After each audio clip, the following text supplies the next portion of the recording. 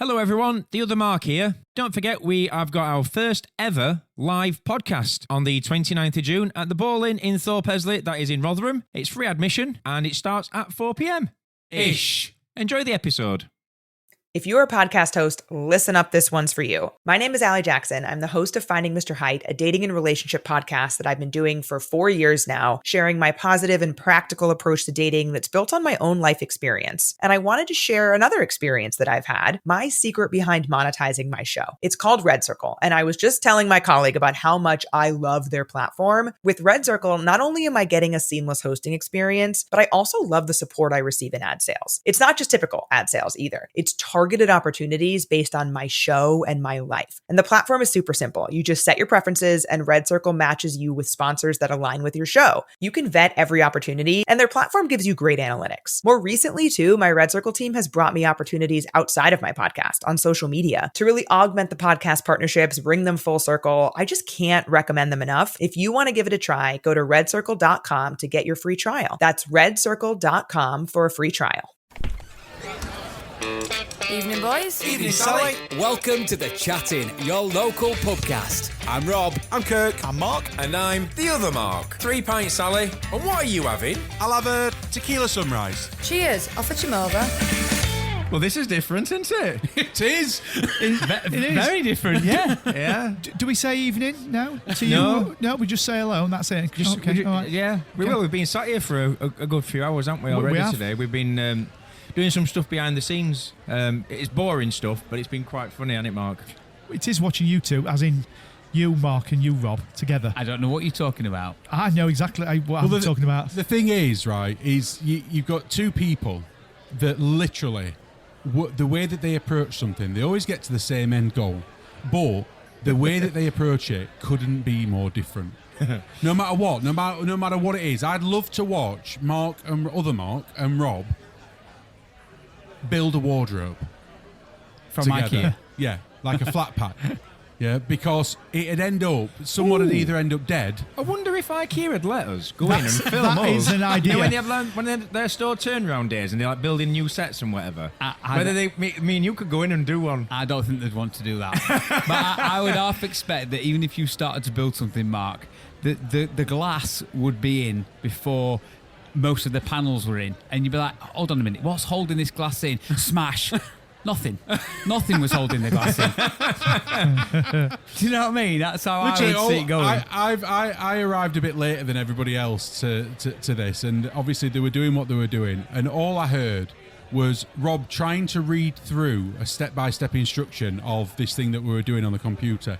And as Rob's trying to read, right, we need to do this, then we need to press this, then we need to press that. And all I could hear was other Mark in the background going, Rob, just press that, Rob, just press it, Rob, just press it. And Rob going, no, Mark, we need to read this and see what we need to do. Just press it, trust me, just press it. You missed the bit out where Mark had pressed it. Yeah. I was going to say, Rob had a meltdown. I was the step behind. I'm looking going, hold on a minute, that doesn't align with what this is saying. No, Rob, because I pressed the button before. Well, so Yeah. where are we now then on these instructions? I don't know. Just for a bit of context, and you guys won't be aware of any of this, but obviously this podcast is hosted somewhere on the internet, and then you guys can access it via our website or on Spotify, Amazon, Apple, whatever streaming provider you listen to. We've been doing some work back of house, moving from one of those to another provider, so you're still listening in exactly the same place that you have been listening to up to this point. Like being from Sky and moving to Virgin.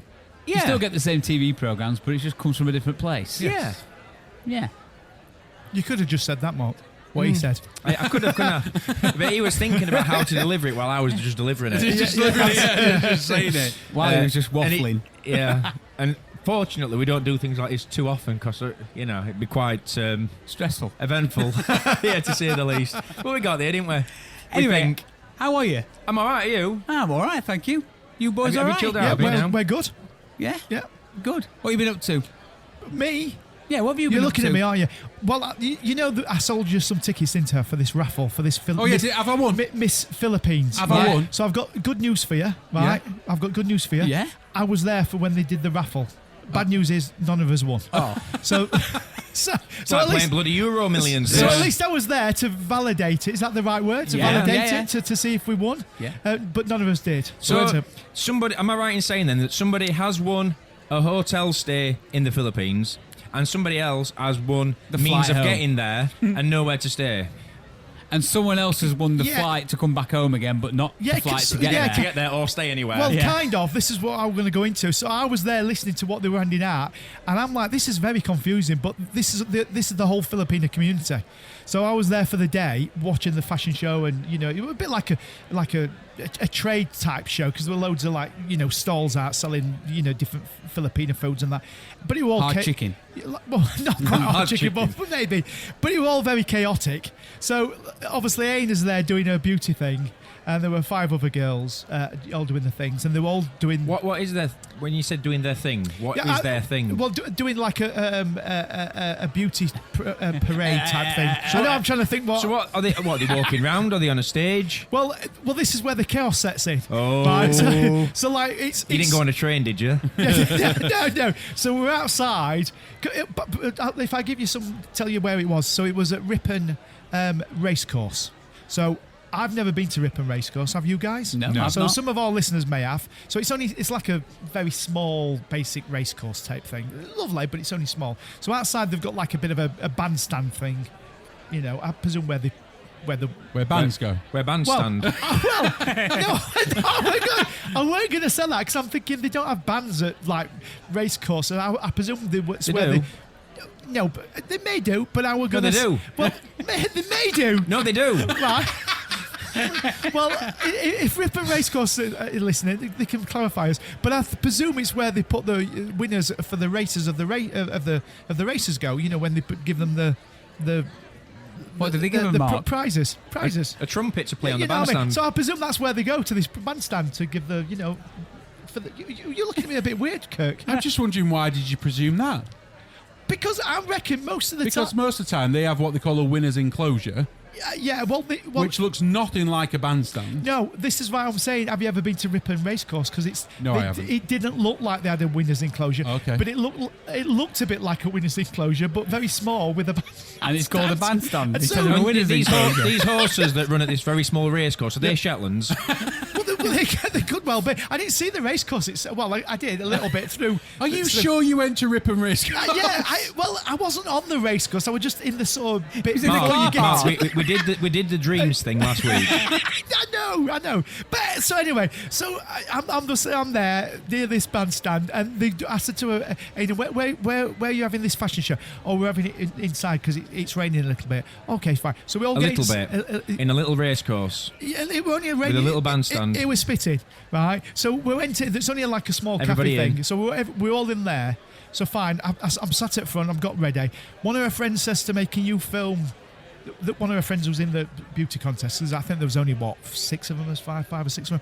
Yeah, fine. So I've got 2 films ready. Was Sharon in from Barnsley? She was there.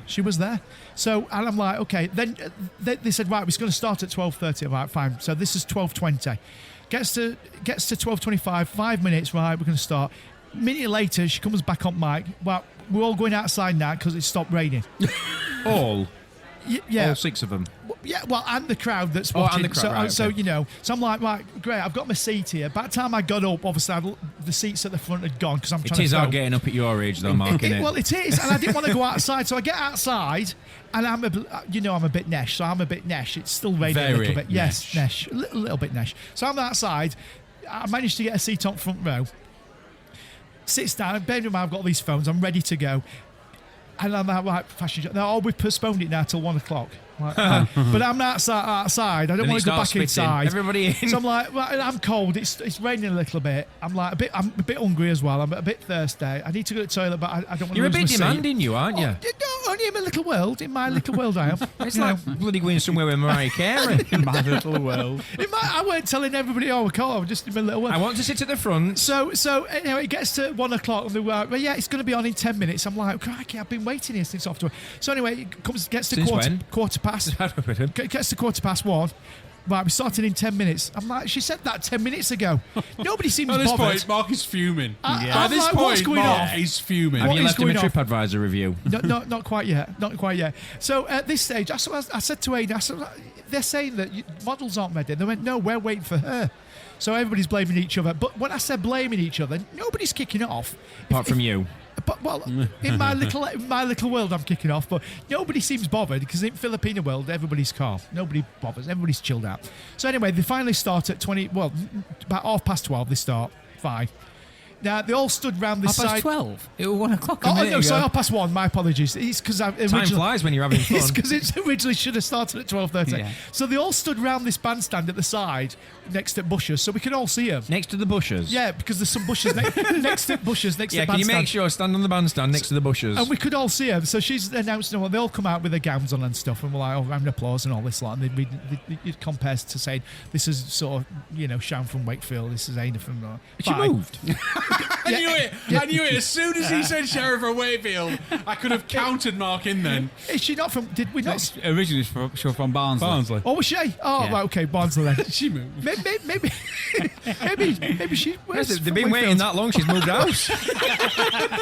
All right, so let's go back to Barnsley. So she's from Barnsley. So they come round, they do the thing. That's fine. Off they go. Then there's a singer comes on. He sings a Bruno Mars track, and then they go. Was he right. Filipino? He was Filipino, yeah, because they've said, "No, do you know he's off Filipino?" Bruno Mars, yeah. So they're right. So she's compare woman's back on. Right, we're going to do next fashion show. So they boot it again, all very chaotic. I mean, I'm making it sound like it's very smooth, and it's not. Singer stood there, wanted to sing next song. Compares talking over guy who's trying to sing song. Women are getting ready to come back on stage. And she's like, no, we're gonna bring girls on. Girls start walking on. He starts singing next song. I'm like, what's going off here? I'm like front row. Nobody else seems bothered. I'm like, what's going off here? A professional that I am. Yeah. So anyway, he sings You're a song. waiting for him to say the buffet is now open. So girls, well, I didn't want to eat any of that food. They were going off there. So all girls turn around, go back, sort of thing, shuffle back. So he sings his song. Then they come on and do next thing. They've got some different outfits. What other on. songs did he sing then, other than the Bruno Mars one? Well, he sang a Tagalog song, but it was quite slow. Right. I didn't know any words to that, but everybody else said. But the rest of the people seemed to know it. They were singing along and stuff. And just remind us, Tagalog's the Tagalog is their language, yeah. yeah. Along with Messiah, that's another language that they speak. But he was singing in Tagalog. I've just got visions of you sat there with your arms folded, face on that it started an hour late, Yeah. face on that you haven't eaten yet, and then he starts singing. I can just imagine you going, well, I don't even know words. Yeah. I can't even sing along. Well, there were a couple of times I was shouting out, get on with it, type of thing. You know what I mean? Because I'm like, get on with it, what's happening? So anyway, he goes off, they do the next parade, fine, they all do the thing, they're off again. Another singer comes on, this time a woman, she's singing an English song. What was she singing? We don't know, we weren't there. I know, she was singing somewhere, fine, lovely song. Did you know words to that? I knew words to that, yeah, What but was it? I can't remember. I forgot. It was only a couple of days ago, so I forgot that. So then that were that. Then they did another parade, I think. Again, that all went fine, but again, a little bit chaotic. It's going to be in 10 minutes. No, it's going to be half an hour, and I'm like, what's happening? Still need to go for a wee. And then they've got a famous person from Philippines, and her name is Gazelle Sanchez. Do you know her? No, I've never heard She's of very famous. She's been in films. She's a comedian. She's an actress. She's a compere. Although I don't think she's a podcaster. Oh, so we could have got her on the show maybe. And what did she do? Well, she started doing comedy. Oh. Right, but again, it was a little bit in sort of Tagalog and a little bit in English. All right. But she was quite blue. Because she was actually talking about her... Oh, not because it was cold. No. Yeah, she was talking about that. Bearing in mind, there's kids there. And I'm like, but Nan, you know me, I'm not a prude. I'm not like, I'm fine. I weren't sat there shocked, but I was shocked that she was doing sort of bluish That jokes. material in that surrounding. Yeah. But everybody... Half in English, half in Tagalog. Yeah. And I'm like, hello. He thinks it were blue. It's just the words I'd that you use. have been sat there thinking, No, that word in English means. No, I knew it was blue because she was talking. Again, I'm not sure how far I could Go on. she You were blue because she, what? she was talking about willies, right? Oh. And she was saying about how small Filipino men are compared to English men. And she came over with me to Mike and went, "That's true, isn't it? What's your name? Where are you from?" "Oh, I'm Mark." You went, I don't know. Ask Gaynor. I said, "Absolutely. Of course it's true, you know." And then, of course, she went, "Oh, who are you with here today?" I said, "Oh, my wife." By this point, she sat next to me. But of course, Aina knew her a little bit. So they started having a bit of a conflab in Tagalog. And they said something which were funny. And I'm going, "I don't know Basically, what let me tell you what she said. Yeah. Everybody listening to this right now knows exactly what that conversation was. Right, listeners, write in. Inform Mark what that conversation was probably between his wife. So I mean, I were filming this, so I've got video of this, so we perhaps should share on our socials. So that way, so she did a comedy thing, then she sang a song, then she got some more blokes up to do some dancing. So all that went off, and that's fine. Then she went off, and then they were doing the final bit for the presentation of the winner. Right, we haven't got to raffle bit yet, so fine. So by this stage, I think some of the girls had gone. Bearing in mind there were a bloke in this contest as well for some reason. As a bloke, or No, a straight guy. His name was Kevin. I know his name was Kevin. Kevin. He was from Leeds. He was straight, and he was in the beauty contest as well. As a man. As a man, just as a man. To be a Miss Philippine. Yeah, I know. This is what I'm saying. Kevin from Leeds. This is how chaotic what it He was. was dressed as a man. Dressed as a man. Quite smart, yeah. Right. And he had different outfits on every time. You know, I was like, this is very straight. I mean, again, you can imagine, I'm sat there looking around going, I don't know what's going off, but everybody else seemed to know this is normal. This is what we do, Mark, and everything's normal. Can you invite us to one of these next time? Yeah, absolutely. Have you ever been sectioned?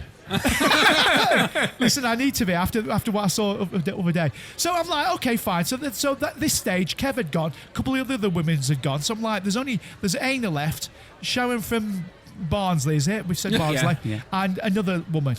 Now, Kevin. No, Kevin had gone as well. Kevin's gone. Kevin's When you say off. gone, they've gone home. Yeah, they've gone home. And they haven't even announced who the winner is yet. Yeah, exactly. So there's only 3 of them left. So they're on this bandstand on stage. So there's Ada. Now, what made it more confusing to me, and again, it's only in my world, they'd got numbers on themselves, but they got, rosettes of when you win a prize, you get a rosette, don't you, with like a ribbon on.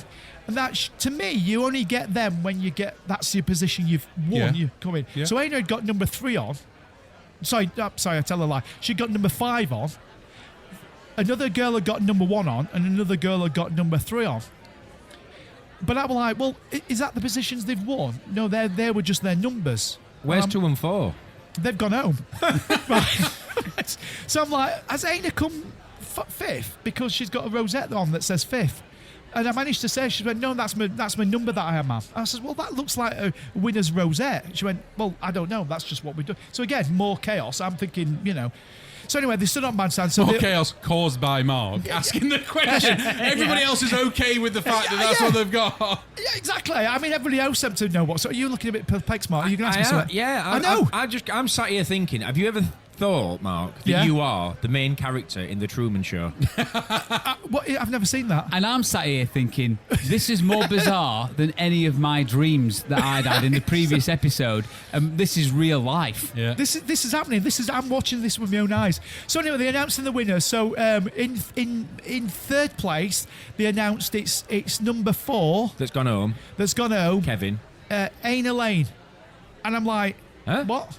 Well, she's number 5. So anyway, so I'm like sat there going, I don't know. So so Aina came 3rd in this beauty contest. Does 5 mean 4 in Tagalog? No, she just mixed it up. So Ada came what? 3rd. Well done, Aina. Yeah, So well that's done, what she Aina. came. Congratulations. And they put the crown on her, right, and a ribbon on her, but fine.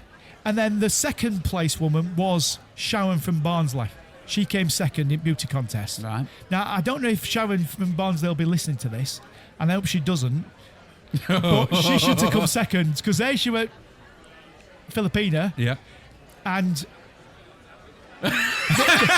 Right, let's just move on from that. the clue's in the title of what the beauty contest. Yeah, okay. So we'll leave it there. Okay. Well, go on, sorry. And then the winner was a Filipino woman, and I don't think she'll listen to this either. So what? So what has Aina won then?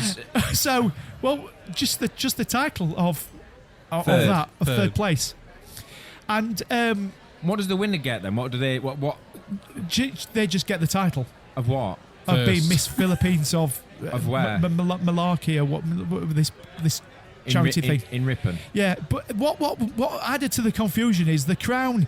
The woman who came first didn't get a crown. The woman who came second got a little crown, and Aina, who came third, got the biggest crown. So they mixed the crowns up. So the winner didn't get. She's taken. It's not. I thought it'd be plastic from Poundland or something, but it's a proper metal crown. Do you with think they mixed that up as well and given her said third, but she actually won? Yeah, I don't know what's going off. Then they started handing titles out for most photogenic, the most Miss Congeniality, whatever that means. So Aina ended up winning 2. Girl number second place won 3 things. I'm just Woman shocked who- that you actually pronounced a word. And I'm like, okay, but I don't know how they. Because I'm like, well, where's these judges? Now, listen, I know it's for charity, I know it's for fun, but I was trying to work out who's made these decisions, because, like, who's making these decisions up? Are you going next year?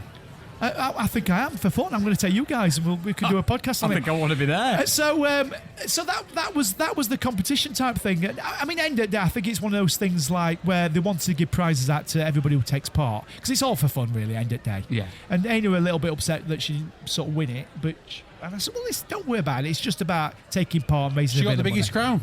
Got the She biggest got the biggest crown? crown. That's what I said to her. So Yeah. and she's got some good video footage and some photos. So that was my day out. But coming to the raffle. So the raffle bit again, a bit chaotic. Let me guess, you win and you've got to donate the prize. No, so they've got this tombola type thing. So they bring that out. Then they get various people up from crowd to come up to pick a number out. Then you've got people picking them out, and they ringed in the number out. They're going, right, winning number is 0065. And it was like looking at each other, because I don't know what my number is. And then another woman pulled out. And bearing in mind, there's only about 30 people in crowd. Now, I know Aina sold loads of tickets, loads. So they're reading winner out of this, and they're going, are they here? Are they? And they're looking around as if, like, we can't move on until we get this winner. But the chances of this winner being here is slim. Do you know what I mean? Because, anyway, they read them all out, and like I said, the good news is I was there for the draw, but bad news is none of us won. We didn't win. We didn't win. So that was my day out. So Did you have fun? I had fun. Yes, I had fun. I was cold. Did Aina enjoy it? She did enjoy it. Yeah, she did enjoy it. Yeah, And that's all that matters. she stayed the night before in a Witherspoons near Ripon. In a Witherspoons? Yeah. They do hotels, Witherspoons. Did you know? Wetherspoons. It's all the same to me. Spoon. Right. Let's call it spoons. Spoons. then. Yeah. Spoonies. Just before Yeah, we do yes. move on, obviously, and just coming back to the, I won't say debacle of what we've been doing today, Yeah. but I didn't realise, and you guys might have realised, that people have been leaving comments on Spotify, like positive comments. And today, it's the first time I've seen them. So I'm just going to read some of them. Well, I'm going to read them all out, actually. Cool. So just to say thank you as well to them for listening. So Andrew Truman, a month ago, wrote the KFC advert. What? Why? Ludicrous. The only explanation I can come up with is that it's so nonsensical that it gets people talking until they decide they want some hot wings. Some of these are older than that. Yours, Mark. This was somebody from called C&M Gamble. Yeah. Your Here He Goes Again strapping. That's your Filipino one. Oh, right. One of the funniest ever. Oh, really? It were a very funny episode. Somebody called Carr, CARR. Their own point of view, shops like Temu, etc., could be aiming to monopolise the market, then the prices will go up and there will be no choice but to shop from them. Also, the material they use for clothes is man-made and nasty quality. I do have concerns that these online shops will become the only consumer choice. Great podcast. Thanks. Richard Cockings, 8 months ago this one. 8 months. I know. I hope he's still listening. Yeah, well, I know. It says, oh boys, you don't have to talk twaddle, but it all makes absolute sense. From a local who lives in your village, I'm new to podcast stuff, so how about a theme about IT and how it's easy for teenagers to deal with, but they never look at instructions when you're 50 plus, like me, you pick up the instructions and think, sod that, let's just fiddle and try and work out work it out instead. That's very much like me, though. It is very much like you. Did you write it, Mark? That sounds like you wrote Yeah, that. it does sound like I wrote it. Somebody called Darren San has really put. This was the Mind Boggles episode. Really enjoyed the banter, lads. In response to Q&A, what do you think? Oh no, that's rewrite that bit. Forget that. Dave, he were listening when we did the Gladiators one with Paul. Bloody hell, that were a long time ago. It was a long time ago. A year ago, it says on here. Brilliant, very informative and amusing. Paul was a great character. And we got one from Seb. Slightly biased, but best episode yet, lads. That was the Kendall Calling one. Really enjoyed that. Episode 3, that weren't it? Something like that, yeah. But yeah, so obviously there's people leaving stuff, and I think now we've got this new platform, we can access stuff a little bit more easily. Yeah. So feel free to keep leaving your comments and questions, challenges, whatever. And absolutely, we love it when they contact us, don't we? We do, yeah. Yeah. So we apologise if there's anybody out there that's made a comment or sent us an email we've never read out. We apologise because it's not that we just don't see it because we don't know what we're doing. Mark's too busy getting confused over bandstands and bushes. Yeah. On the back of that, reviews really do help us as well, guys. I know there's so many listeners out there that, you know, send us such positive feedback and stuff. But, you know, if anyone can find a couple of minutes to jump on, whether it's Apple Podcast, Amazon, Spotify, whatever it is, and leave us a review and a rating, it really does help us. When people say, you know, well, we want to support you, we want to support your podcast, there'll be more ways of doing that coming up. Don't worry, we'll talk about that later. Yes. But by all means, guys, if you do leave us a review, that really does help. It really does help. Thank you. Hey, Rob, you know what date it is tomorrow, don't you? You know what's happening? You can't be having another birthday, Mark. yeah. We've had enough of them already. No, I'm slowing down now. I need to slow down. I do know what date it is tomorrow, Good. yes. I just want to remind you. It's the 21st of June. It Yes. is. Which means I'm jumping 15,000 feet out of a plane. Yeah. I know. Good. I'm nervous. Have you woke up in hot sweats or anything yet? No, but every now and again, I think I've said it in previous episodes, as soon as I think about it, the overriding feeling is nervousness. Why do you think I brought it up? Yeah. Yeah. Because it's only tomorrow. Yeah, I'm excited, but I am incredibly nervous. You coming, aren't you? Yes. Well, yeah. If I get up and I can be bothered up and what have you. We'll be there. I'm nervous, but I'm excited. You'll be even more nervous when you look to the front and I'm flying the plane. No, they'll gladly jump out. I'd be even more nervous if I was strapped to the front of you. Knowing you were the one pulling the cord. Yeah. Me going, no, I'm sure it's here somewhere. Mark, have you read the instructions about to pull this cord? I don't need instructions, Rob. It's this one, the one that disconnects me from you. That'd be funny, wouldn't it? On a technical, you don't pull the cord, do you? Technical, No. You just I don't do think nothing. I do. No, you don't. You don't do anything, do you? I don't get that privilege, no. They wouldn't trust someone like me to pull the cord, would they?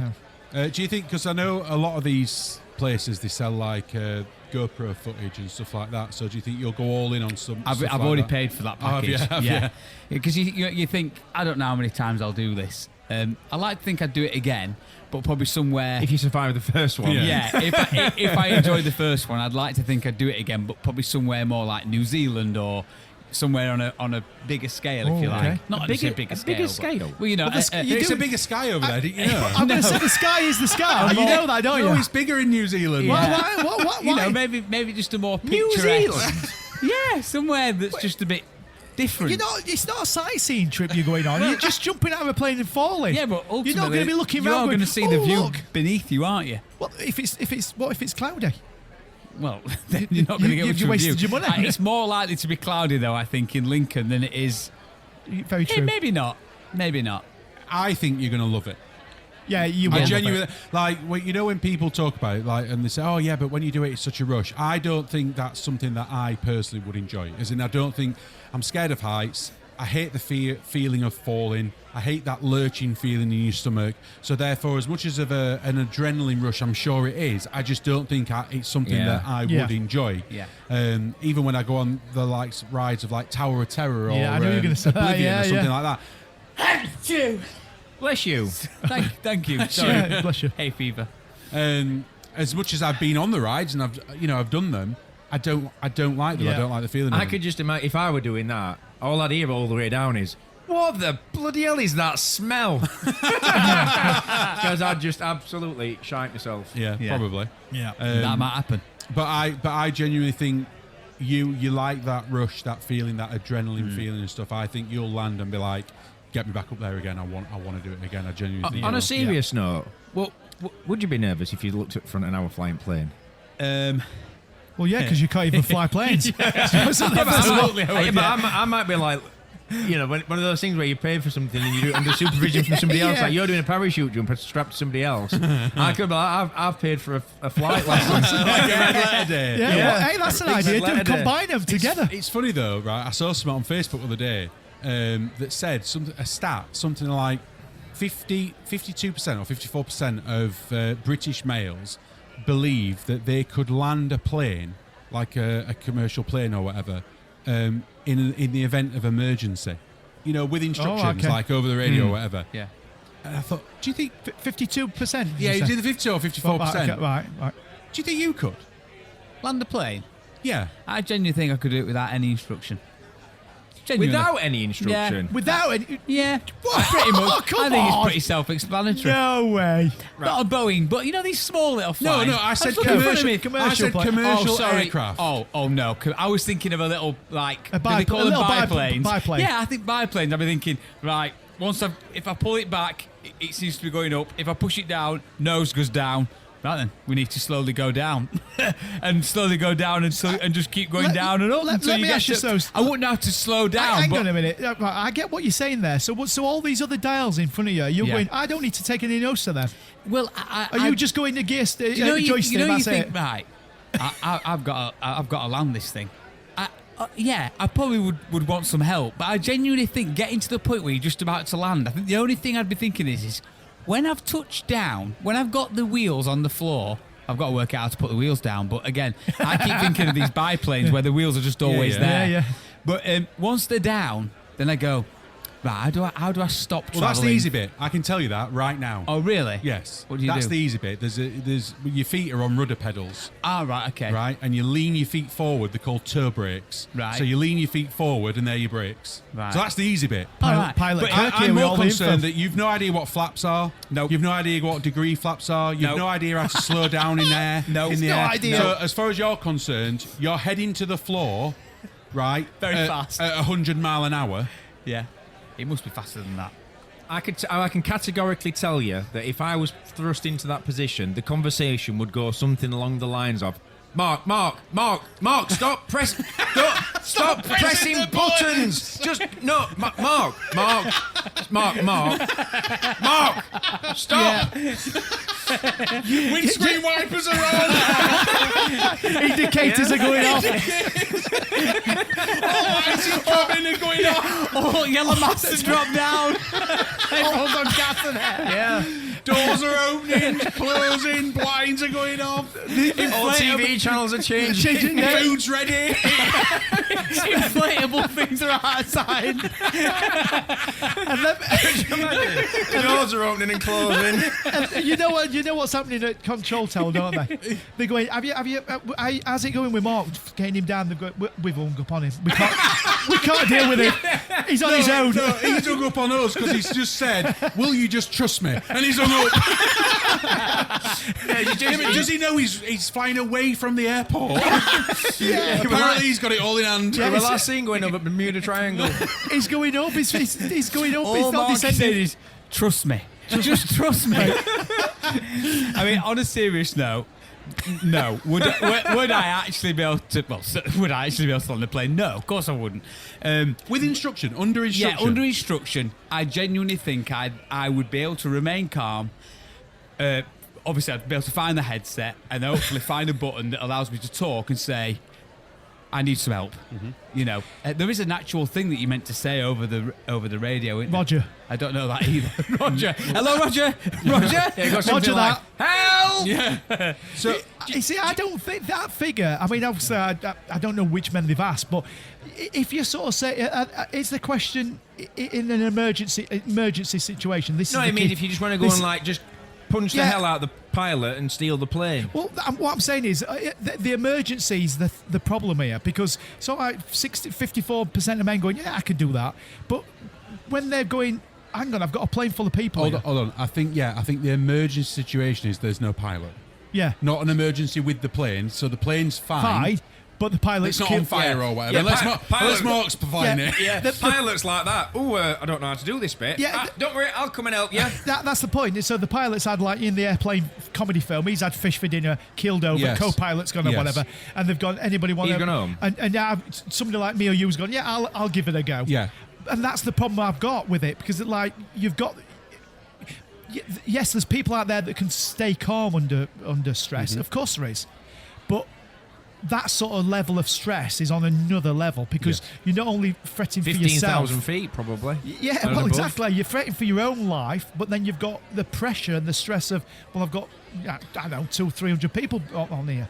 So I don't think that 54% of UK, British men, or just men. He said in the UK. In the UK. I don't think that they.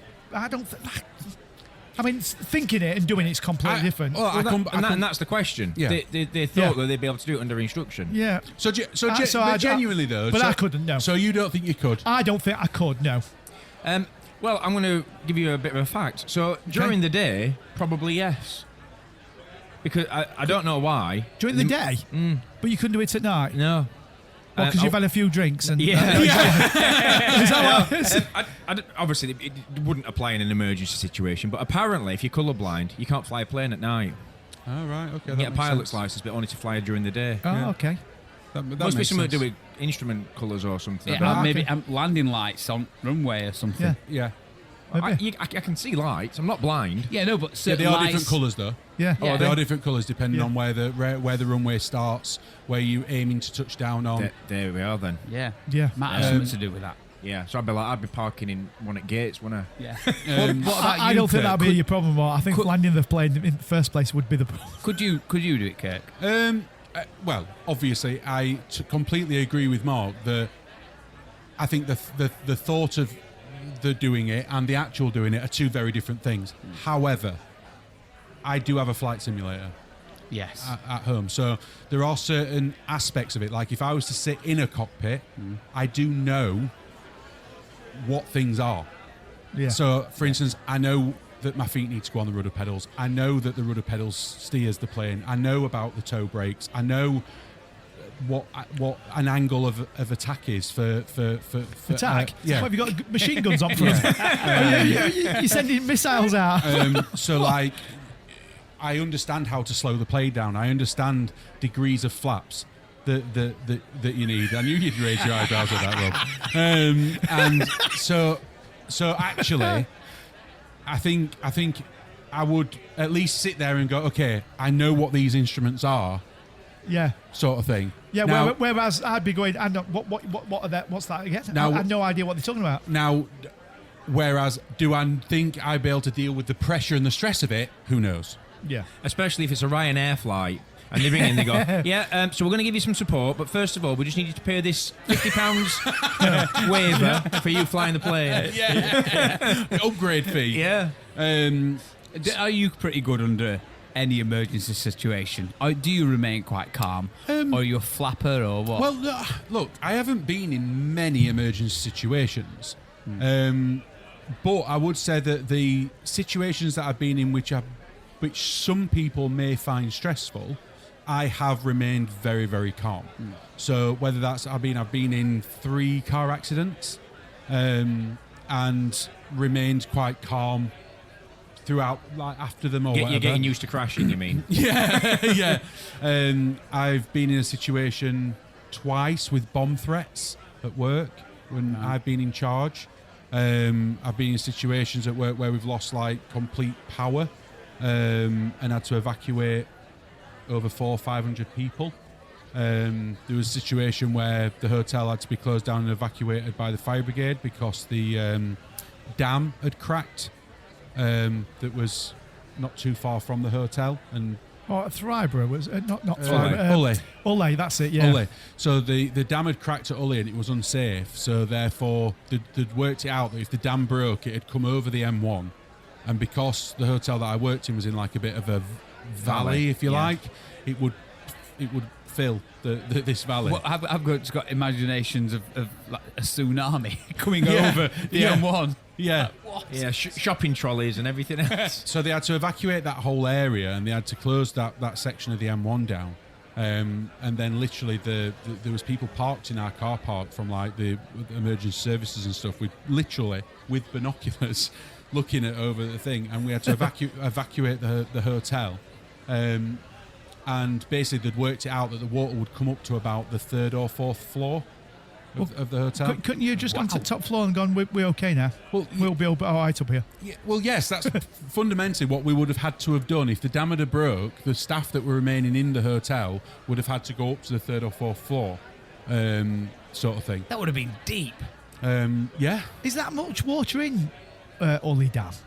I mean, I know you're not the decision saying that, but do you not think? I mean, I know I'm going off on a bit of a. Do you not think they over-exaggerate things sometimes? Like that Ully Dam, all that water. I hear what they're saying, but I'm like, I don't think there's that much water in there to go all their way to flood that. Because I know where Ully Dam is. I know where the hotel is. Well, I think it just sort of. I don't know why they'd lie. No, I know. Listen, I get it. But I think the emergency services sometimes over. Oh my God, everybody's going to. No, it's just going to be maybe that house that's next to it, but. Like I said, Ully Dam and where the hotel is, it's miles away, and there's not that much water in there. I mean, listen, I know what you're saying because I remember a little bit on the news, but I don't know. But I'm like, yeah, there's not that much water in there, so fire brigade wasted all the time coming and telling you to get everybody out of the hotel because there's nothing to worry about. Yeah, but there's no water in it. I know, but I just think they over-exaggerate sometimes with emergencies. Yeah, they were sat in canteen, bored. I know, let's go and evacuate a hotel. No, I think they do though. Speaking of water, how would you fare in a shark attack? I'd be dead. Would you? Well, I can't swim. You can't swim at all? Well, You can't swim? No, well, I can. I've been to a water park with you. Yeah, and was there... You might do widths and lengths, Kirk does depths. Yeah. Yeah, and at that water park, how much swimming did you see me do? Yeah, you were reading a book, weren't you? Yeah, in a water park? You're hardly even in water. Yeah. Ever. Yeah. It's a good point. We went to 2 water parks when we were in Disney. One, I've already told the story on the podcast where Rob persuaded me to get into the wave machine thing and I nearly drowned. Get into the what machine? The wave machine at Typhoon Lagoon. Oh, right, yeah. Did I? Where were I? And I nearly drowned. And the second time was at Volcano Bay and we hired a cabana and I didn't take one step into water. No, he didn't. I laid in the cabana and read my book. So what would you do then if I'd drown? You might not drown. You might get eaten by the shark. Would you do anything to try and fend off the scream shark? a bit? Are you supposed to punch him on the nose? Yeah, you're supposed to poke him in the eyes or something.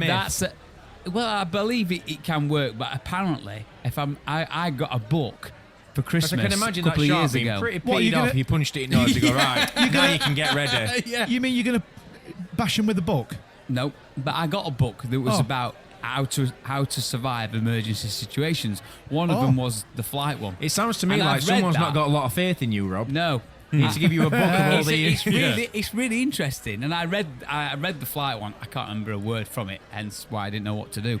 But I think, if I remember rightly, with a shark, you're meant to stick your fingers in its eyes. Yeah, I've read that before. Stick your fingers in its eyes.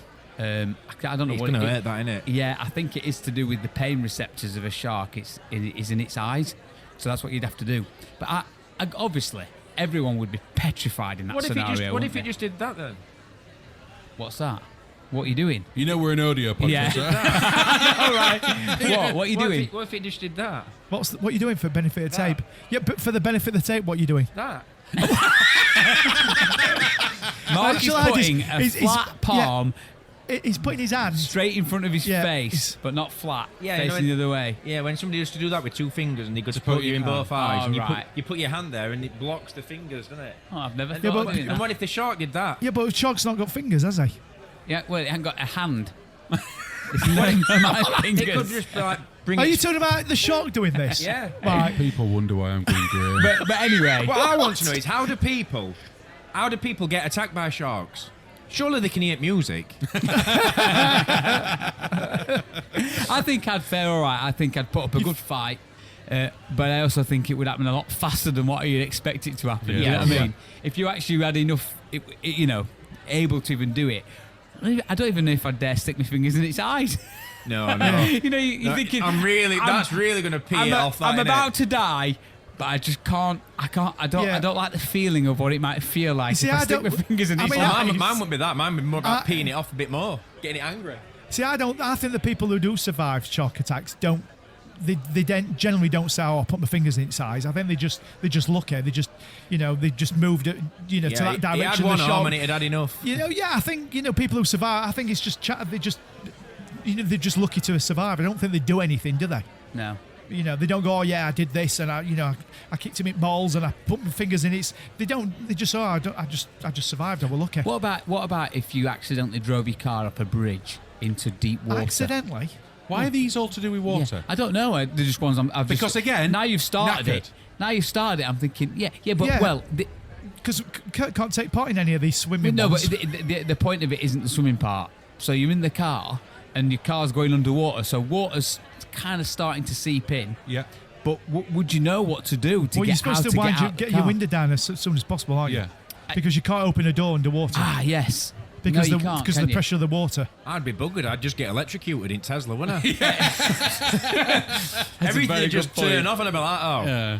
But again, it's the classic of while you go over this cliff or whatever, are you going to go, oh, I need to open windows? And would you think like that? Yeah, because back in the day, you could just put your arm down and just start winding window down, couldn't you? Yeah. Whereas now you're relying on electrics. I don't know. I think the main thing is would you panic in any of these scenarios and just succumb to the fact that I'm going to die? My first thought would be, she's going to kill me. I may as well sit here because I'm not facing it when I get home. Yeah. I get what you mean, Rob. And I'd like to think that I can be quite logical and try and stay in a logical mindset. My problem is as soon as you start mentioning water, as soon as you start mentioning something to do with water, I don't think I'd be able to concentrate on anything else because I think I'd just be that because you can't swim. Petrified that that's it, I'm going to drown, and that's it. I won't be able to think of anything else. Yeah, after this point, how do I do the bit that you would deem as I've just got to swim away? Yeah, the swimming away part would be the bit that you'd be like, oh my gosh, what? Yeah, I mean, I can swim, as in if I fell into a puddle. If I fell into some water and I needed to swim to get to the edge of I can do that. Here's a question then: if you were in a bank and it got held up. Mm-hmm. At gunpoint, banks. let's say at gunpoint, would you be brave enough to tackle them? They come in and they say, "Get down! This is a mess up, a stick up, a stick up," and everyone hits the floor and they say, "Don't move." Would you be thinking, I can? There might be an opportunity where you think I could tackle him. Do you think you'd dare get up and tackle someone? I think the simple answer for that, I'd probably think I'd like to because I'd be really annoyed. Because he's really messed up my day. Because he's you messed have up my got day. to be kidding me. And of course, I don't like bad people doing bad things. Yeah. But then what would a sensible head would kick in and go, well, what would I personally get from this apart from being, if it goes well, being a hero? What am I going to get from it? Because they're not going to be me and my money. I think so. Why get involved? I think I'd be summing up the what's the word where you've got like chances. Yeah. If I sit here and don't do anything, am I more likely to survive this and everything will be okay, or is it probably imminent that I'm probably going to die here? In that they're probably going to shoot us all anyway. So then I think that's when I'd be thinking, I'm probably going to die anyway. Get the book out. 101 things to do in emergency situations. Yes. You're thinking, what? If I'm going to die, then I may as well die trying, rather than just lay here and take it lying down. Yeah. For want of a better word, do you know what I mean? The guy. Well, I get you're right, but it depends on the. I mean, if it's a British bank and they're coming to rob them, then it's unlikely they're going to shoot you. But if you were getting robbed in another country and they've got machine guns and depending on who's robbing the bank, then there's a chance they might shoot you. I did. It's. I have thought about these things. I've mentioned it again before on the podcast that one of my favourite books that I've ever listened to is End of the World Running Club. Yeah.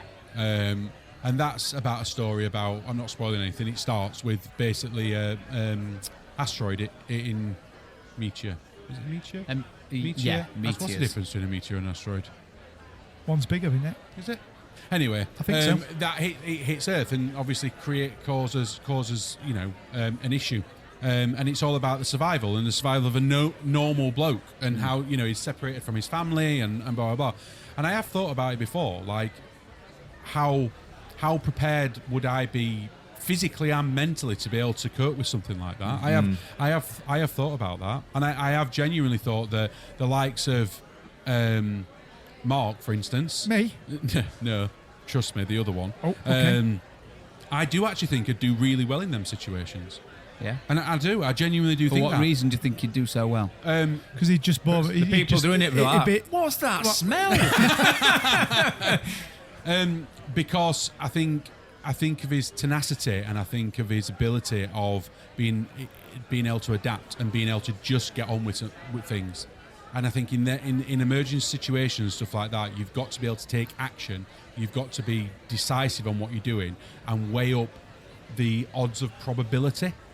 And I think that's how Mark lives his life. That whole Is this likely to kill me? Yeah, when we, for instance, because I know us three are similar to a degree. We like to follow instruction and follow a plan and follow a process and stuff.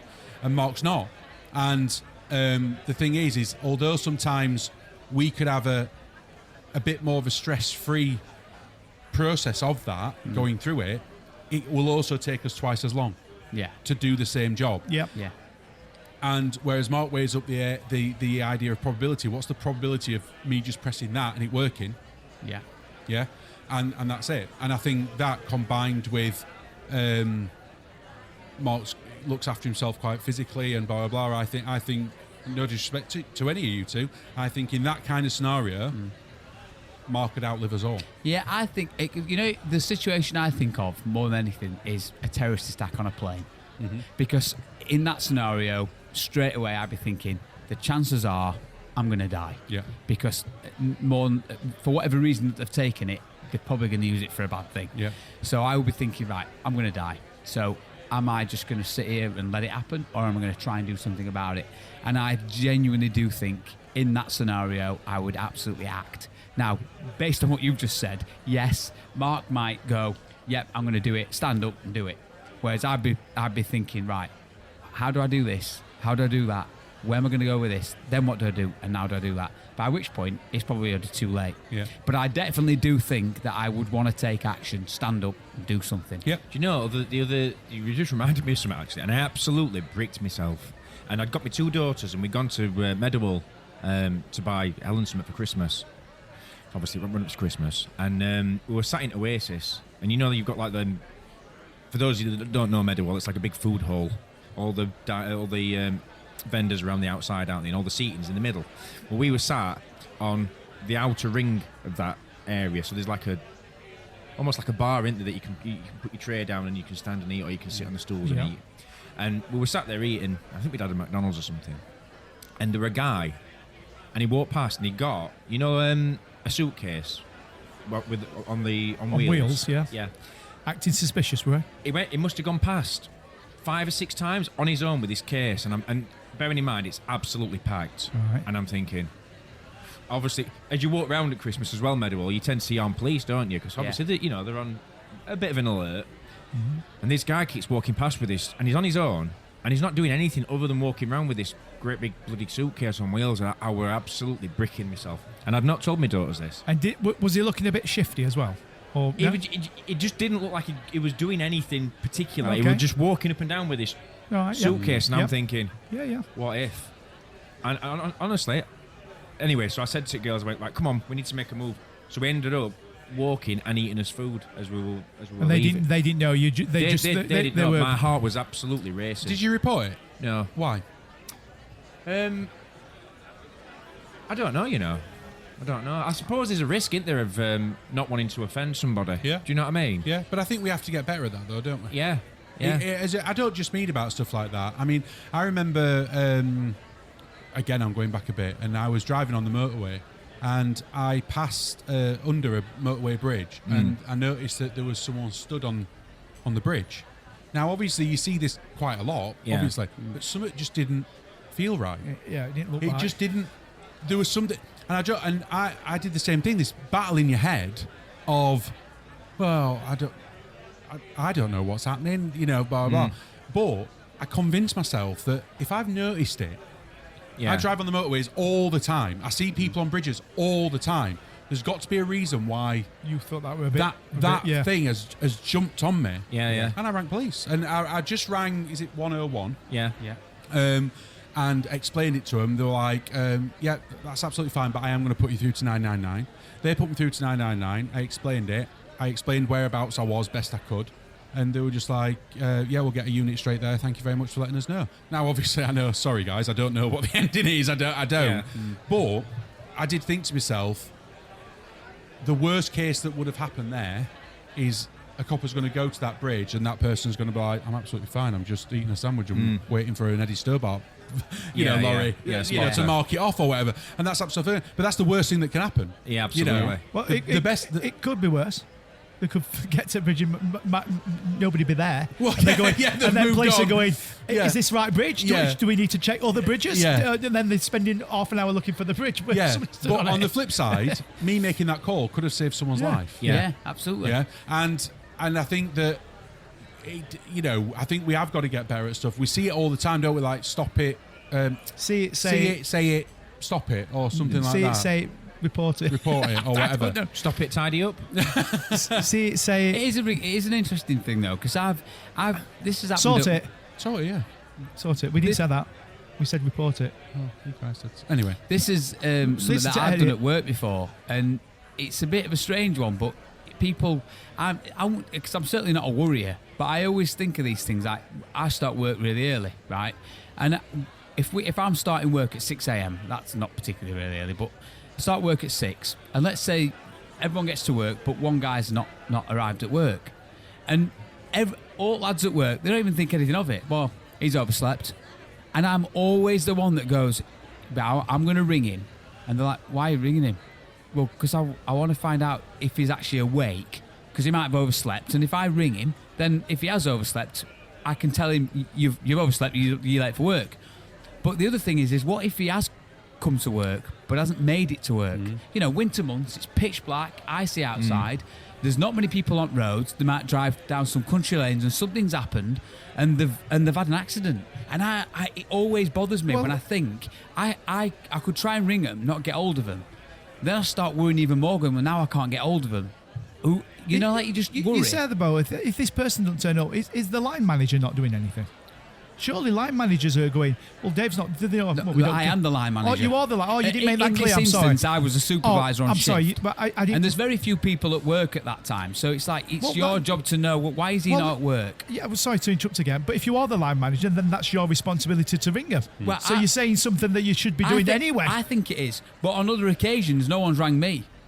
When there's been occasions when I've overslept, your line manager should be ringing my alarm's gone off and I've snoozed it. I don't know what I've done. I've woke up and gone, why's my alarm not gone off? And no one's rang me. No one's checked to see where I am. And then I rang and gone, I'm so sorry, I'm running late, I'll be in half an hour. But it does play on my mind that the worst case scenario, something could have happened to them, and should I be ringing them to make sure that they're all right? And But I said this in front of my kids or whatever, and they go, "Oh, Dad, you're so dramatic." Really? You're talking about that with the bridge. I've actually talked to a guy who had been stood on a bridge. Me and Ellen were nipping to Morrison's. It was a few years ago now, and drove past, and bridge at the bottom of this lane here, on the way to Morrison's. Car were parked up, and the guy was just looking up at the side of the bridge, and I drove past, and obviously Ellen were in passenger seat, and I were like, it didn't look right. It looked a bit, that guy's just stood on bridge. She went, well, what do you mean? I went, well, it's not really a place to stop. Do you know what I mean? Because if you do park your car there at that bridge, you've got, it's not like a lay-by or anything. You've got to go around, and it's a narrow country lane. Anyway, so we got to Morrison's, and I went, something not right. Anyway, we were driving back up, and as we were driving back up, his car was still there, but he was in the car. And I thought, why is he still... And bearing in mind, probably half an hour had passed. So I said to him, I've got to pull over. So I just pulled over, and I went and spoke to him. And I said to him, everything all right? And he looked in absolute despair. He'd lost his job. He was down on his luck, struggling to find work. He'd got no money. And I was like, wow. I said, well, do me a favour. I said, don't you be getting back out of this car and do we know with that bridge? I said, there's people out there, regardless of what you're thinking of yourself at the minute, they will be living with that for the rest of their lives. And I said, I appreciate what you're doing from your own point of view, but just think of, your family and your friends and all that sort of stuff. Anyway, he agreed, and I said, well, do me a favour, follow me up the lane. So, and he agreed to, and he followed me up, and while he was following me, I took his reg number and I rang police, and they went to see him. Well, that's a good thing to do. It was it's a good thing. We were actually living with his parents. Were you that is a good thing to do. No, he weren't. He weren't much younger than me. It's just like what Kirk said. You could have quite easily just drove on by and thought, I'm overthinking it. Yeah. I'm overthinking it. Yeah. And it won't be that. Yeah. And they rang me back and they said that his parents were really, happy that obviously they weren't aware of how down in his mood he was, but yeah. So Time at the bar, please. So if an earthquake started right now, Mark, Me? Yes. Yes, you. Yes. where would you go? Where would I go? So big earthquake started right now. What would you do? Oh, I don't think I'd do anything. I'd just Sit there. sit there. And, Okay. And make Rob, sure I'm not. If you're talking about right now, I'd just make sure I'm not under near any buildings and try to some open space. So you'd go outside. Yeah, but I'd try to move away from these houses. Okay. So, right. So this is what I asked. What would you do? We've gone from I'm going to sit here and do absolutely nothing to well, no, actually, I'm going to leg it. Well, there's some open space nearby, so it's not far. So I'd just go there. You go to the field at the top of the road. Yes, basically. Right. Rob, under the bar. under that bar. Under that bar, because it's made of wood. Yeah. It looks pretty sturdy. Yeah. Quite a strong worktop. Mark built it. That's all right. Okay. I think he had help from Rackham. Yeah. I'd get under there. It looks pretty sturdy. Yeah. And I'd get under there. Yeah. Mark. I'd be pulling Rob from under the bar because it's next to the fridge where all the beer is. And you, Kirk? No, what would you do? What would you do, Mark? I suppose it depends how bad it is. You can't go under the bar because obviously Rob's there. I wouldn't go to that field up there. I'd go to the field that's literally 6 feet that direction. Right. There's a big field behind Right, you. it's really bad. The entire thing's rocking. Stuff's falling off walls. It's bad. Where are you going? That sounds like a normal Saturday night in here. Where are you going? Just open space. Yeah. Kirk? I'd run into the house. Yeah? Into the I house. think that would be the worst place to go. Absolutely not. Why? Absolutely not. I'd Brick. I'd run into the house, and You do know we've not got any ice cream, don't you? Yeah. I'd run into the house, and I would. Have you got a bath? Yeah. I'd get in the bath. What with the ice cream? I'd go into the house and I'd get in the bath and I'd try and find something to cover me up in the bath. What would you find to have cover you you up read in the this back? A piece of wood, anything. piece of wood? Kick a door off its hinges, Kirk, whatever it is. Can I just ask, is this something, because like Rob said, it's probably, to me, that's the worst thing you could ever do. So have you read somewhere that that's a good thing to do, or that's just what you think? That's what I've read. Really? An earthquake, yeah. And I think that's terrible. The bricks are just, Yeah. it's just mortar, it just crumble. I mean, Yeah. what, As soon as it shakes, it The last crumble thing and I'd fall want to be down. doing is going into a building, going upstairs in that building. exactly. Yeah. There's only this roof above us is probably made of something tin with polystyrene on top and tin. So Yeah, there's nothing underneath in that here that's bar gonna- there, It's all wood, by the way. It's what, all wood? It's all wood. I'd just get under that bar. No, there's nothing above us that's that heavy. I'd get under that bar and hope that would protect me if I fell down. I mean, if we're honest, I mean, you're saying if it happened right now in UK, aren't you? Yes. So if it happened in UK, I don't think anybody. We do what we do usually with fire alarms in buildings. We just go. Ignore it. We just ignore it and go, well, I don't know what that is, and just carry on. Because that's what we do. I've just got the image of Kirk running around upstairs, turning bath taps on, looking for soap, looking for bubble bath. I'm gonna have a bath. Good time as any. The bath bombs, yeah. I don't know why you would do that. That seems That's what really. I've read. That's what I've read. It's something that to- sounds terrible. It's that or standing under a door frame. Under a lentil of a frame. door, Yeah. yeah. Yeah, I can see So- that. To be fair. Yeah. Is it time? I think it is. Here we go. Oh, it's spinning. What's it gonna be? Oh, I'm just so excited. Come on. He's nearly there. The Wheel of Features. So before we spin the wheel then, I can't believe that you guys didn't get the... Are you really? You I- really I don't was know why close. we didn't get it? What did you say? I didn't say anything. I just think I knew it, but I can't remember. Hold on then. I think I'm close. I think I might know it. but I can't remember it. Don't get like me. Does that make it a close guess? Does it? Well, yeah, because I do know it. Oh, but can we- I can't remember. Can we hear it again? Yeah.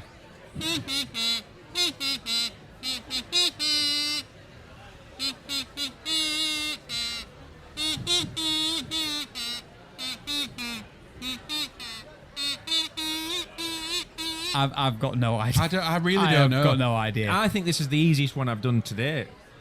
Really? Yeah. No, you kept doing that funny bit in middle, and I'm not. There's a bit. There's a bit in it where There's a bit in it that I it know. almost sounds like Three Blind Mice, and then once Yeah. I've got that in my head, that's all I can think Yeah. of. Go on then, put us out of his misery. It's Zombie by the Cranberries. That's it. What's Is it- my head? In my head, Zombie. No, it's that bit. It's that bit. Yeah. And is that what you were thinking yeah, of, Mark? Well, yeah. yeah. Well, Yeah, I saw that. I knew that bit. I don't think I know that from a song. Yeah, of course you did. I I'm not did. buying Isn't that. it? Right. Are you ready? Yeah. I'll Mark's spin the spinning wheel. it. Ready. Mark's spinning it. Yeah, it takes you too long. It takes you too long to get up, It Mark. does. It does. Here You we spin go it. then. Right, are you ready? Ready?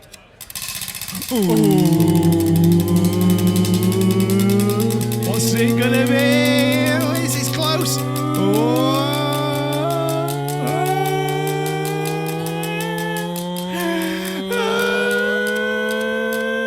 Stop it! Hey! Dead or alive? Dead or We're alive. alive. We haven't done this for a while. We haven't done this for a while, so are you ready for it? I can't believe you're still alive. Well, I'm on the list today. I'm alive. I'm already dead. So come alive. Be quick, I'll be dead. Staying alive. Staying alive. It's let it go. Let it go. Wanna be alive. I want to be alive. So, dead or alive, you know how this works, don't you I need guys? to get my notes out, don't I? You keep defying physics. I do. That's right. So I'm going to read out some famous people's names, and you guys have just got to decide Get my phone. amongst yourselves if they are still alive or indeed they are dead. It's that simple. Okay. So they're dead or alive? Oh, we're dead or alive. That's hence the title. So you've got a choice today, guys. I can have you give you a list of entertainers, Yeah. or I can give you a list of singers. A Love how singer's you're not doing it. entertainers? Air quotes. Yeah, but entertainers are a bit more, generic, aren't Oh. they? Singers are just. Let's do I mean, entertainers. then. because I don't know many singers that tell jokes. Let's do entertainers then. Do you want to do entertainers? Yes. Right, so all, Entertainers. entertainers. So all these people I'm going to read out are Yeah. all entertainers. Okay. And they're So- all either dead or Or alive. alive. Oh, That's okay. it. They're You've- alive or they're dead. You guys have picked Or this they're up. not dead. You guys have picked this up Yeah. so well. So if they're dead, they used to be entertainers. That's right. And they used to be alive. Yeah, you guys have. You're on this. You've So got they it. can be both. What dead? They and- were dead and now they're alive. No, they were alive. No, they could be Now both. they're dead. They could be both. They can be dead and an entertainer, and alive and an entertainer. So, right. So, are you ready? Yes. So we'll do first one. Jimmy Tarbuck. Jimmy Tarbuck. Oh. Right. Rob, do you know who he is? Yeah, I do. Yeah, Yeah. I mean, Wait, you some were a list- comedian, weren't you? Yeah, comedian. Entertainer. Entertainer. He was a little bit like Bruce Forsyth. Um, So Jimmy Tarbuck, is he dead or Okay. alive? Okay. Yep. Yep. Second one, then. He was a little bit like Bruce Forsyth. I like that, Mark. Change my answer. Okay, next one. Ken Dodd. Oh. Is he alive or is he dead? Okay. yep. Ken Dodd's dead. Dad's dog's dead. Is that a tongue twister? You try it. Ken Dodd's dog's dead. Ken Dodd's dad's dog's dead. Oh, his dad. Yeah, Ken Dodd's dad's dog's died. Ken Dodd's dogs. Ken Dodd's dad's dog's Ken died. Dodd's dad's dogs died. Yes. Yeah, now say it faster. Ken Dodd's dog. Ken Ken Dodd. Dodd's Doris. I'm better at the she sells shells No, on. you're not. No, you- Next one. Next one. Now, some of you might not know who he is. So Barry Cryer. Oh, yeah. No. Now, I know. I didn't think Rob would know. Do you know him, Mark? I do. Yeah. So Barry Cryer, who was a comedian. He was mainly a writer. He wrote a lot of stuff for Two Ronnies, Right. that sort of stuff. Yep. Yeah, got my So answer. that's Yep. yeah. Yep. Love the way that you explain it all in past tense. Well, you know what? Barry Cryer's dad's When dog. I I realised that when I did the first Dead or Alive, I thought I'm saying this is in past tense. But then when you think about it, obviously Barry Cryer doesn't write any more material for these guys because he's retired. Yeah. So when you say, what did he do? Well, before he died, he was an entertainer. So next one then. Yeah. Bill Crosby. Cosby. Crosby. Cosby. It says Crosby here. That's what you've written. Edit that out, Kirk. Okay. Bill Cosby. Okay. Is he dead or alive? All right, okay. All got that answer? Yeah. Yeah. Right, and your final one then. June Whitfield. So I think Mark and Kirk knows who Who is she? June Whitfield. She was in a sitcom with what's the guy? She was in a few Carry On films. She was also, what were the comedy thing that she was in? I don't know. She were, I think she was in Benidorm. All right, yeah. Was she I in know what you Benidorm? mean. I know what you I think mean. she was in. Was she in Dinner Ladies as well, with Victoria Wood? Or am I thinking of someone else there? Is it the woman in the wheelchair in Benidorm? No. No, she might not be. Listen, I'm making this stuff up. But she might not be in Benidorm. I'm just thinking in my little head. What was she in that? What was that program that she were in with? She weren't in Miss Philippines, was she? Definitely not. At Bandstand. In Yeah. Bandstand. June Whitfield. Oh God, what's it called? Anyway, I'll come back on that. So have you all got answers for these? Okay, Yes. yeah, got 'em. Yeah. So then we'll go back to the beginning, top one then. So Jimmy Tarbuck, is he dead or alive? I've said dead. Okay. Dead. Yeah, see, I wrote dead, then I changed it to alive because I remember an interview with him recently, and he was very upset. But I think he might have died since then. I've put alive. Was he perhaps upset because he died? Yeah, So you've put he's alive. I have. And he is still alive, Mark. Well done. Oh, well done, Mark. And any idea, guys, how old he may be? I mean, you obviously think he's about 100 and something if you think he's dead. But I'm going to No, say I'd have said he's 87. How are we going to say 87? I'm going to say 85. 87. he's 85, Rob. Is it? Oh, well done, Rob. Well done. But although you said you Yeah, I think he's thought 85, we were dead, 2 yeah. minutes ago you said he were dead. Yeah. Right, next one then. Ken Dodd. Dead. Dead. Quite an easy one. Yeah, he's dead. Dead. He's dead. So 2 questions for you. How old was he when he did die, and what year did he die? I'm going to say 94, Okay. and he died I think that's when he went to prison. 8 in years 94. ago. Who with this? Ken Who- Dodd. Ken Dodd. I think he died in 2010. And I think he was 86. I think he died in 2017. That's what I said 8 years ago. Yeah, 2017. Yeah. And I think he were 84. Well, he died in 2018, Ooh. and he was 90. Ooh. Yes. So he's dead. Next one then. Barry Cryer. He's died. Dead. Is he Dead. dead or alive? He's Dead. dead. Dead. So I think it was Jimmy Tarbuck, the interview I watched when he died. When we were talking What, about during him. the interview? Yeah, he died as well. Wow. During the interview. No, Um, yeah, but Jimmy Tarbuck were obviously quite sad when he died. Okay. Well, Barry Cryer is dead. So again, 2 questions for you. How old was he, and what year did he die? It's quite recent, this, I think. 87, 2021. 84, 2020. I'm going to say 2023, and I'm going to say 88. You're all close in different ways. So I, instead of me trying to work out who's closer, I'll just tell you. So he died in 2022, and he was 86. Ooh. I were miles off. So next one, Bill Cosby. Is this number 4? Yeah. Yes.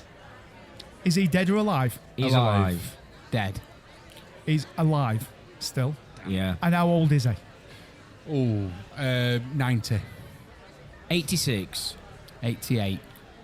87. Oh, hey, we're good at this, being close and no cigar, aren't we? And the last one, 1 year out. June Whitfield. I've got alive. Dead. Yeah, I've said alive, but I've said alive. She's still alive, Yeah. but how old is she? 94. 92. 90. You guys are so close, but you never get it. You never get it right. She's 93. Can't possibly So, guys- it couldn't have possibly been I got so dead. close on all I that. got dead for every one of them. I thought they were all dead. So guys, that's your dead or alive. Well so done, Mark. what's the results? I got 4 out of 5. 4 out of 5? 2. I got 5. Well done. Well done, Mark. Well done, guys. So that's your dead or alive, your entertainment special. Fantastic. Thank you very much, Thanks Mark. very much. And on that note, it's been a pleasure. It has. See you next week. See you later, boys. Bye-bye. Thank you for your continued support with our independent podcast. Did you know that you can interact with us and other listeners on Facebook, on the Chat In Tap Room Facebook group? You can also get in touch via email, innthechat@gmail.com, and of course on any of our socials. Thank you, and we'll see you next week.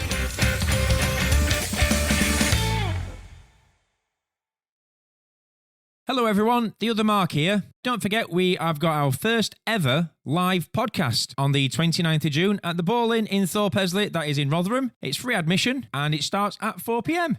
Ish. Enjoy the episode. If you're a podcast host, listen up, this one's for you. My name is Allie Jackson. I'm the host of Finding Mr. Height, a dating and relationship podcast that I've been doing for 4 years now, sharing my positive and practical approach to dating that's built on my own life experience. And I wanted to share another experience that I've had, my secret behind monetizing my show. It's called Red Circle, and I was just telling my colleague about how much I love their platform. With Red Circle, not only am I getting a seamless hosting experience, but I also love the support I receive in ad sales. It's not just typical ad sales either. It's targeted opportunities based on my show and my life. And the platform is super simple. You just set your preferences and Red Circle matches you with sponsors that align with your show. You can vet every opportunity and their platform gives you great analytics. More recently too, my Red Circle team has brought me opportunities outside of my podcast on social media to really augment the podcast partnerships, bring them full circle. I just can't recommend them enough. If you want to give it a try, go to redcircle.com to get your free trial. That's redcircle.com for a free trial.